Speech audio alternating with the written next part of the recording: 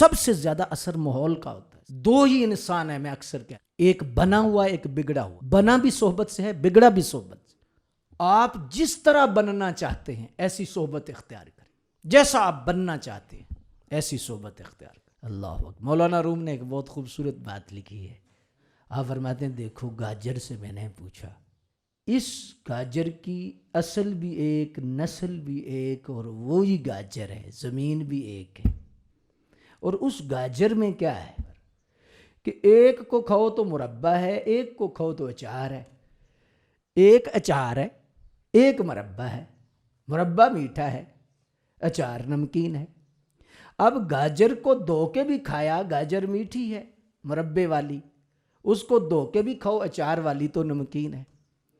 اب ایک ہی گاجر ہے، وہ نمکین کیسے ہوئی، میٹھی کیسے ہوئی، اس کا اچار کیسے بنا، اس کا مربع کیسے بنا.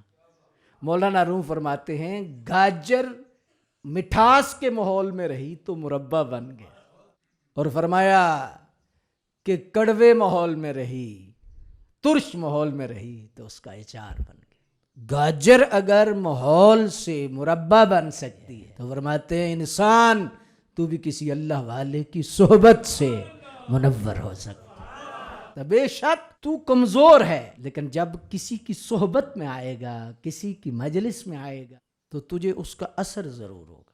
لیکن یہاں یہ دیکھنا ہے کہ تو اچار چاہتا ہے یا مربع چاہتا ہے، یہ اپنا تیرا فیصلہ ہے، تیری اپنی چوائس کیا ہے. وقت میں ہمارے خواجہ صاحب رحمۃ اللہ تعالی آپ صحبت کے بارے میں ایک بہت بڑا مشہور قول ہے آپ کا اور بڑا منور ہے. آپ فرماتے ہیں کہ پورے جہان میں انسان کے دل اس طرح ہیں جس طرح تنکے ہیں. کبھی ہوا کا رخ آتا ہے، تنکا ادھر ہو جاتا ہے، کبھی ادھر ہو جاتا ہے، کبھی ادھر ہو جاتا ہے.